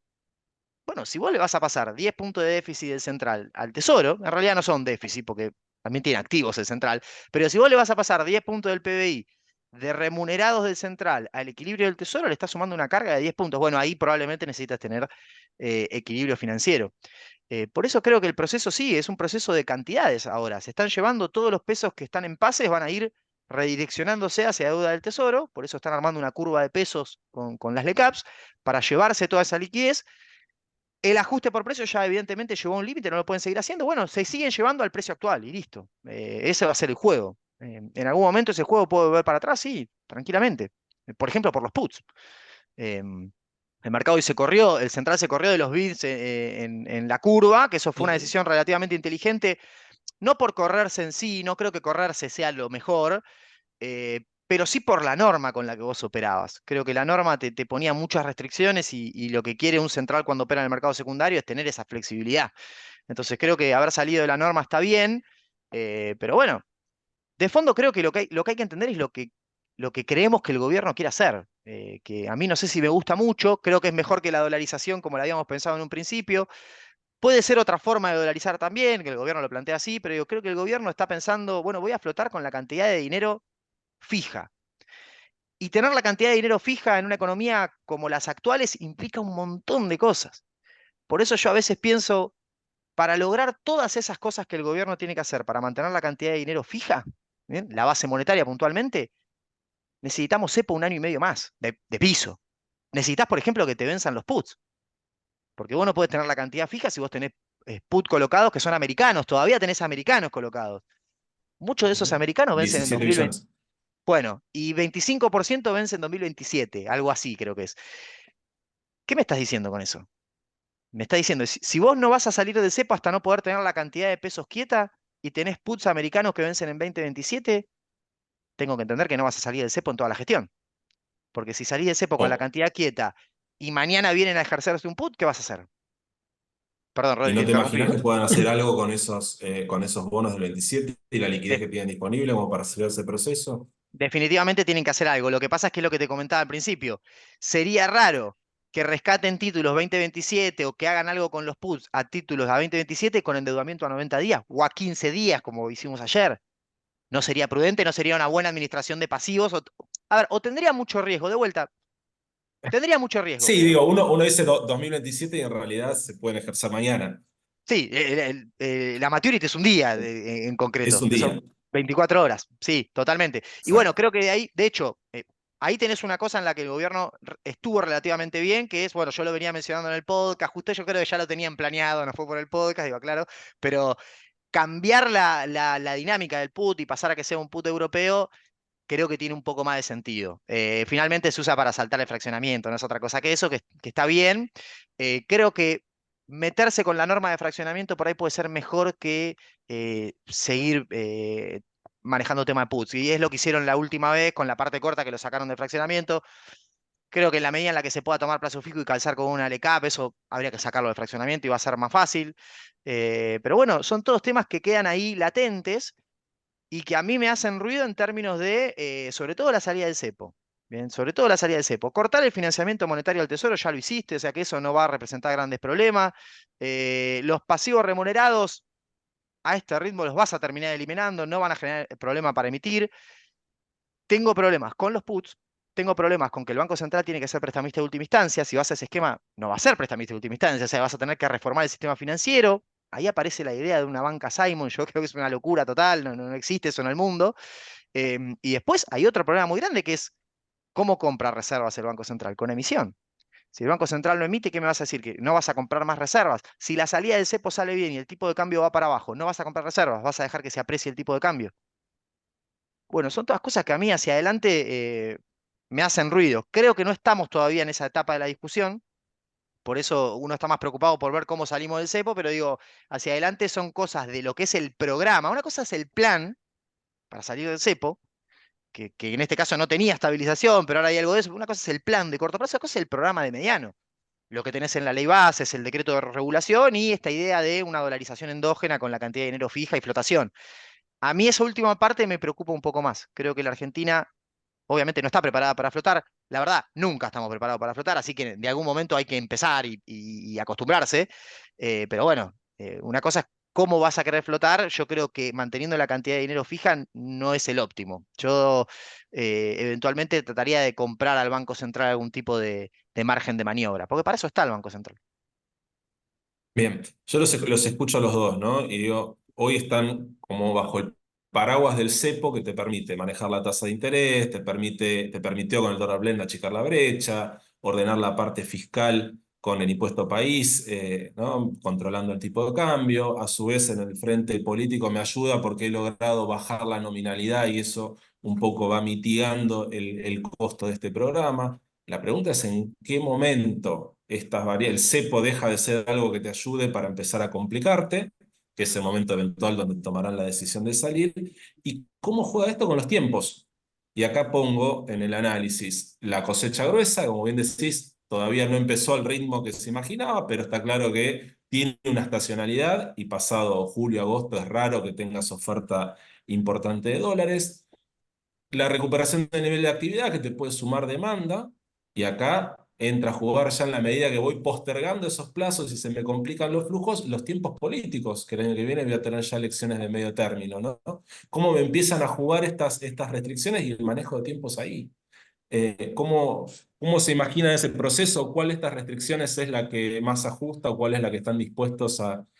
entienden que el gobierno puede estar dispuesto a asumir más riesgos? El que Jorge, si quiera querés. de los dos, Sí, Jorge, arranque, arrancá vos, sí. si querés, sí. Mira, yo vengo haciéndome la siguiente pregunta. Desde antes de las elecciones yo ya escuchaba a los economistas decir que este año, sobre todo la segunda parte, iba a volar en términos de campo, en términos de energía, en términos de minería y también en términos financieros. Entonces yo siempre hago la misma pregunta, ¿viste? Che, escúchame una cosa, ¿y estos mundos? ¿Cuándo terminan impactando sobre el dolor de la opinión pública acá en el conurbano bonaerense o en el conurbano de Córdoba o en el conurbano de Rosario? Y está absolutamente nebuloso. No tengo una respuesta concreta. Probablemente nadie lo sepa. Yo creo que el gobierno, en función de los datos que yo tengo y de lo que decíamos antes, el gobierno está frente a un escalón de 15% que está en estado crítico. Es decir, 15% de su propio electorado que se va acercando a esa frontera de dolor tolerable sobre la cual yo enciendo alertas. Me parece que los tiempos para esa gente son, como bien decía Leandro, o diciembre de este año, los diciembre siempre son angustiosos, o marzo del año que viene. Pero tiene que ser antes de las elecciones de segundo término. Leandro decía, bueno, porque en algún momento la cosa se puede dar vuelta. Bueno, antes de que se dé vuelta, en términos de clima social, puede haber resquebrajamiento sin que todo se dé vuelta. Por eso digo, hay un primer escalón de 15% que está en riesgo antes de las elecciones de medio término. Si ese escalón se llega a caer, entonces vas a tener un gobierno que va a encarar las elecciones de medio término más parecido a lo que le pasó a Cambiemos en la última de medio término que a otra cosa. Cambiemos sacó 43% de los votos y permitió una configuración de diputados y de senadores que es la que tenemos hoy. De modo tal que si Milei va a una elección de 43% el año, sí, el año que viene, en realidad no va a estar ni mejor ni peor. Lo único que va a hacer es convertir diputados y senadores que hoy son aliados y que están en el medio de una batalla y una discusión en senadores y diputados propios, pero de todas formas no va a estar más cómodo para aprobar los paquetes de leyes que él cree que necesita para la segunda parte del gobierno. Y si ese 15% no se cae y va a una elección con 50 puntos, tampoco los números dan como para que tenga mayoría. Es decir, este hombre va a estar incómodo todo su gobierno, ¿ok? Necesita más de una elección, necesita más de 2 elecciones para llegar a tener las mayorías que él necesita para lo que pretende en términos amplios. Bueno, te sumo, a Leandro, ver, ¿cómo ves esas restricciones? Sí. mira, hay un relato a construir de que esto sale bien y entre el final del segundo trimestre y principio del tercer trimestre la grúa desaparece, finalmente la liquidación se acelera un poquito, el gobierno va sacando restricciones, la nominalidad no tiene por qué saltar, va saliendo del cepo, todo sale bien y el rebote de la actividad se puede sostener. Y eso puede salir bien y sobre la última parte del año te podés encontrar una economía como la que hablábamos antes, un dígito de inflación sin cepo y el que quedó dentro del sistema va a estar muy bien y contento y conforme. Respecto de si no se logra eso, cuándo se rompe el timing de eso, es difícil saberlo, pero para mí hay dos cosas que son muy importantes. Primero, la expectativa. O sea, ¿cuándo pensábamos que se iban a dar, por ejemplo, la salida del cepo? ¿Cuándo pensábamos que se iba a dar? Y vos agarrás a todos los portfolio managers y demás, les preguntás, mirá, tercer trimestre si sale bien, último trimestre si sale más o menos. Entonces, ahí tenés un primer parámetro. ¿Cuándo el cepo te va a dejar de acompañar? Y bueno, si el tercer trimestre no vemos una señal o una hoja de ruta en esa dirección, ya solo endógenamente la dinámica va a cambiar. Y después hay otro timing que nos puede ayudar un poquito, son las señales. El cepo, vos mencionabas recién muy bien, digo, te ayuda, por ejemplo, a controlar la tasa como vos querés. Bueno, la última baja de tasa no salió como vos querés. Pues ahí tenés una señal de que la herramienta se empieza a agotar. Bien, por lo menos a la velocidad que venía, porque la verdad habían acelerado bastante con ese proceso de baja de tasa, entonces ahí tuviste una primera señal. Bien, y el gobierno recoge el guante, pues se comporta distinto en esta colocación. Entonces, el timing creo que viene asociado a dos cosas. ¿Cuál era la expectativa? La segunda parte del año. Y en la segunda parte del año, bueno, Jorge mencionaba, la cosa va a volar, digamos, yo sostengo, el rebote no va a ser en B corta, no veo driver para que eso suceda cuando el 80% de la demanda agregada en Argentina es el consumo. Si el sector público te mete un ajuste de 5 puntos del PBI y el sector privado tuvo en los primeros 3 meses del año una de las licuaciones más grandes de la historia que tenemos moderna, la verdad que es difícil sostener que el rebote va a ser en B. Por más bien Mm. que salga la salida del cepo y demás, podés tener un rebote, sí, seguramente ya estemos viviendo el rebote, probablemente, porque la estadística de abril va a venir con rebote, mayo por ahí venga también, en términos generales macro, por ahí sectores siempre muy heterogéneos, esto a alguno le va mal, a otro le va bien, pero en el promedio ya hiciste piso y empezás a recuperar. Pero bueno, eh, yo creo que buena parte de ese timing la tenés en la segunda parte del año. Y para mí el escenario de en la segunda parte del año volás y sale todo bárbaro es un escenario poco factible. Yo creo que la cosa puede salir bien con un nivel de actividad estándar, que en el mejor de los casos puede crecer de manera sostenida. Después, si la salida del cepo se acomoda, la actividad empuja el año que viene, vos podés tener tranquilamente no sé si llamarlo boom de inversiones, pero sí pueden venir muchos capitales, tanto financieros como la actividad real. Ahí tenés el RIGI en el medio que puede jugar un papel muy importante para dinamizar inversiones en sectores, sobre todo primarios o extractivos, y eso puede acompañar, o sea por ahí la sensación que tenía, yo pensaba recién, digo, tal vez el tono del Zoom quedó muy pesimista, digo, porque fue una secuencia de dar alertas, pero digo, no dejan de ser eso, alertas o cosas a mirar en un contexto en donde vos estás haciendo correcciones que son muy delicadas, que van todas en la misma dirección, que son peligrosas de administrar, con un gobierno que, como mencionaba Jorge, no tiene la expertise política, la espalda política, entonces, bueno, hay que ir tanteando medida por medida a ver cómo pega. Hasta acá creo que alcanzó, la sociedad se la bancó y buenas mejoras tenemos en el balance del central, en la ecuación del tesoro hay. Hacia adelante creo que hay que meterle calidad y hay que empezar a dar una hoja de ruta, sobre todo en relación al cepo. Creo que lo demás todavía puedo esperar. Lo del cepo creo que no. Por cómo se configuró esto, en la segunda parte del año necesitamos una ruta para eso. Buenísimo. Nos quedan los últimos minutos y voy a aprovecharte, Leandro, para trasladarte algunas preguntas que hacen a la administración de activos, ¿no? Vamos para el lado financiero, bien que es el de nuestro público. Describieron el escenario, describieron los riesgos, está claro por dónde pasa. ¿Dónde nos paramos en términos de inversiones? ¿No? Y sé que esto te gusta, por eso voy para ese lado. Acá tomamos Eh, nota. Claro. Ahí agarró el lápiz Jorge y está anotando. ¿Qué parte te gusta de la curva pesos? ¿Ves oportunidades en el segmento SER? ¿Te gusta más la tasa fija para el corto plazo? Después vamos No, para los dólares, pero empecemos primero por el lado de los pesos. en pesos, obviamente, para carry, en la parte corta, digo, mi respuesta siempre es lo que hay, digamos. A nadie le gustan las tasas mínimas o lo que tenemos en relación a lo que es la inflación, sobre todo para el que está administrando capital de trabajo. Porque el que está haciendo otra cosa mira el dólar y más allá de lo que pasó la última semana, digamos, de alguna manera va haciendo carry en dólares y todo se mantiene más o menos estable.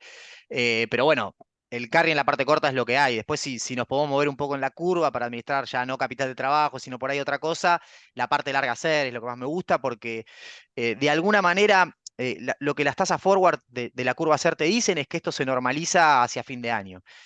Y la verdad Ujú. que ese es un supuesto que, como venimos hablando, a ciencia cierta no sabemos. No sabemos. Si esto se estira más, yo prefiero estar en la parte larga haciendo carry y esperando. Y también preferiría no pagar un proceso de normalización en la parte corta porque tal vez en la segunda parte del año las tasas sigan siendo negativas, muy negativas en la parte corta y no hubo proceso de normalización, no se salió del cepo y te perdiste a hacer carry por ahí un mejor carry en la parte larga. Entonces, a mí, pese a los movimientos de las últimas semanas, en donde hubo ruedas de bastante castigo a esa parte, me sigue gustando la parte larga ser. Larga, te digo, 2026. No sé si miré un TX28, pero digo, mm, TZM, ya hay tantos stickers que ya no recuerdo, pero 2026 creo que es Sí, tal cual. el punto justo hoy de la curva SER, por lo que la curva tiene adentro metido, que es un proceso de normalización hacia fin de año. Eh, yo desconfiaría de eso porque aparte si se estira el cepo o si salimos de un día para el otro y sale mal, tampoco se va a dar esa convergencia a tasas reales de en torno al 10% ser un año vista parado en enero de 2025. Así que en el mejor de los casos siempre te conviene estar largo ser. Y ahí te cruzo con la curva hard dólar, ¿no? O sea, sumamos expectativa de desaparición de brecha en este proceso de unificación que hablas para ese horizonte temporal, tasas ser, ¿no? Tasas reales del orden del 5 6 todavía para ese tramo para ir un poquito más largo versus la curva hard dólar. ¿Dónde te sentís más cómodo? No, Por yo hoy me, ganancia por paridad en la hard dólar versus rendimiento ser. bueno, a ver, hoy después del movimiento de la brecha que tuviste y demás, la ecuación se rebalanceó un poco. Si me preguntabas hace 20 días, digo, honestamente, no es para hacerme el que le pegué, digo, honestamente, hace 20 días, con la brecha tan cerca y la ecuación de paridades que tenía, a mí la cobertura cambiaria en los paralelos me atraía, me parecía que había valor ahí. Hoy creo que a ver, está todo atado a lo que venimos discutiendo. O sea, las paridades tienen mucho para recorrer. A ver, evidentemente para los que estamos en esto, haber visto los bonos en 18 de paridad y hoy verlos cerca de 60, las ganas de tirarse por la ventana son muy grandes porque el rally ha sido muy grande, porque el movimiento ha sido muy grande. Ahora, la verdad es que cuando vos mirás los comparables, todavía seguís lejos. Entonces, yo soy constructivo para la parte hard dólar por ahí moviendo un poco más la duration, saliendo de AL30, por ahí yendo o yendo más a legislación extranjera, por ahí moviéndose a 35, moviéndose un poquito más en la curva, pero yo sigo siendo constructivo. Si esto sale bien, hay todavía recorrido para las paridades. Lo que pasa es que eso requiere necesariamente que se destraben cosas. Y no es cosas la ley de bases, que por ahí hoy tengamos una buena rueda con el dictamen y está todo bien eso, pero yo creo que en el corto plazo los bonos parte de la ley base ya está adentro. Yo creo que los bonos no están yendo a 80 o no están haciendo todavía ese recorrido tan optimista, porque lo que falta es la salida del cepo.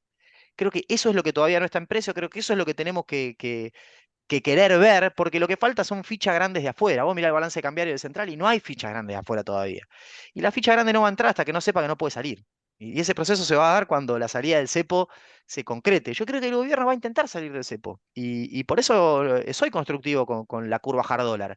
El tema es el timing y cómo sale. Por eso en el mientras tanto, yo hoy me vuelvo a sentar sobre ser antes que en la parte larga que hard dólar. Si me preguntabas hace 20 días por la brecha, estaba para intentar algo con la parte hard dólar, pero hoy necesito ver más. Me da esa sensación. Para pararte en la curva SER no necesitas ver tanto. E incluso si la cosa sale mal, prefiero estar en la curva SER. Porque el riesgo de paridad en la curva dólar, por más que sean paridades bajas, es alto. Entonces ahí va a ser, ¿qué corre más? ¿La brecha o la paridad? Las dos cosas van a correr, una en sentido contrario, con lo cual prefiero estar en la curva SER. Hoy me paro más sobre la curva SER. Dos últimas preguntas. ¿Ves posibilidad de que vuelva demanda por cobertura dólar link en este escenario? Y te dejo las dos juntitas porque tienen algo que ver. Hablabas de valores en el Merval en dólar que pasó de 300 puntos a 1.200, 1.300 ahora. ¿Seguís viendo recorrido ahí también? Bueno, en lo link, el segmento link, a ver, cuando el gobierno ofrece link, no se le tiran tanto de cabeza. También ofrecer un link a mediados de 2025 es una señal de vuelta. ¿Por qué un link a mediados de 2025? Bueno, ¿querés agarrar el que tiene miedo de que esto se estire o me estás dando una señal de que todavía va a importar el link o hard a mediados del año que viene? No es una gran señal. Si el mercado interpreta que esa señal es, bueno, el cepo se mantiene o se intenta hacer algo en el corto plazo raro, y o sea, el link va a tener algún tipo de atractivo. ¿Por qué? Porque todos suponemos que va a tener recorrido el dólar oficial de los niveles que tiene. De hecho, en precio de mercado algo de eso hay puesto, no mucho. También los precios de mercado están viciados por el cepo, les debe pasar a ustedes, las administradoras tienen regulaciones, hay activos que no pueden comprar, entonces el precio de mercado Ujú. tampoco es un precio muy limpio para mirar. Pero creo que va a haber atractivo en la medida en la que el gobierno no pueda mostrar una hoja de ruta para la salida del cepo. Sí, va a tener atractivo. Y al Merval, sí, también soy constructivo, le veo recorrido. La cuestión ahí son los timing, nada más. O sea, hoy es un momento de que vos le podés decir a una persona, mirá, esto tiene recorrido en $1.300, lo hemos visto en $1.800 el Merval, y si esto sale Ujú. más o menos bien, puede seguir raleando y puede seguir volando. Desde las valuaciones con comparables, las empresas argentinas no están caras, con lo cual puede seguir, puede seguir. Ahora, el tema es el timing, digo, hoy claramente estás en un estadio de mercado donde el mercado va a pedir un poco más para ralear, le va a pedir al gobierno un poco más. Entonces, bueno, si el gobierno puede satisfacer esa demanda del mercado, que tal vez puede hacerlo, los activos tienen upside, claro que lo tienen. O sea, de vuelta, desde 18 y de $400 el Merval hasta 60 de paridad y $1.300, luce un montón, pero digo, cuando vos haces zoom out y ves la peli grande, todavía tienen un montón de recorrido. Lo que pasa es que tiene que empezar a funcionar la cosa, tiene que salir bien. Si sale bien, sí, yo también soy constructivo. Creo que sería más constructivo con sectores que se van a poder adaptar mejor a lo que va a ser la nueva dinámica. Por ejemplo, sector energético, sector agropecuario. No sé si me metería en construcción por el lío de la obra pública, no sé si me metería en bancos porque tal vez haya una reforma hacia adelante con el sistema financiero. Bueno, son todas discusiones. Digamos, también es verdad que a los bancos Vale. la ecuación les cambió y los márgenes mejoraron, al desregular las tasas pasivas pudieron intermediar mejor y tienen una mejor ecuación cuantitativa, sí, a ver, una mejor ecuación de precios, no sé si de cantidades, porque creo que los bancos por ahí también elijan achicar balances, tener un negocio más rentable pero más chico. Bueno, Y ahí el será una crédito cuestión. PBI es 5 puntos, ¿no? Tienen mucho también para recorrer. Tienen mucho En el para. Si fondo, vos mirás actividad económica y crédito, el crédito siempre es procíclico, pero digo, en los últimos 4 años se separaron totalmente. La actividad económica creció sin crédito. Entonces, es verdad, la actividad hoy va para abajo, está haciendo piso, pero la verdad es que el sector financiero ha prestado muy poco, presta muy poco en general. No porque los bancos no quieran prestar, sino por cómo funciona el sistema. Vos tenés un tomador de crédito de última instancia muy grande, que es el sector público, entonces los bancos alocan el riesgo ahí, tratan de no jugarse mucho, tienen mucha liquidez en ese segmento. Entonces, si eso se desarma un poquito, los bancos van a tener incentivo a prestar. Y puede ser que ese rebote que veríamos viendo se dé con crédito. Entonces, hay una narrativa ahí para construir. Y por eso creo que los activos argentinos de estos niveles, más allá del rally que ya tuvimos, tienen todavía para seguir subiendo en el marco de que el gobierno eh, da delivery de los pedidos que tiene el mercado. Si hay delivery, creo que los activos tienen todavía mucho margen, no estamos tarde, digamos. Excelente, muchísimas gracias. Jorge, no sé si querés hacer un comentario más, ya estamos cerrando, así que te dejo por si querés hacer un cierre. Mira, lo que yo quiero es, yo le hice caso a uno e invertí en latas de atún. Díganme, por favor, qué mierda hago con las latas de atún, porque encima el atún no me gusta. No, ahí vi gente preocupada respecto de cuál es el peor escenario. Sí, Y a mí me parece que el peor escenario está sujeto a algo que yo señalaba al principio, digamos, ¿no? Que es entender que estamos frente a una opinión pública argentina que es absolutamente incoherente y que es absolutamente inmadura. Esto es un problema para cualquier presidente. A los presidentes les pueden tocar un mejor contexto mundial, el precio de la soja, el precio del petróleo, si hay o no guerra en Ucrania. Ahora, todos están frente a la misma complejidad. Tienen que administrar a 47 millones de incoherentes. Así como yo les contaba que mucho tiempo antes de la elección sabíamos que la gente quería girar hacia la derecha, la centro derecha y un Estado más chico, ya en ese momento, ya en ese momento, el 60% de los argentinos nos decía que no quería pagar más impuestos y más servicios. Entonces, contame cómo mierda se hace.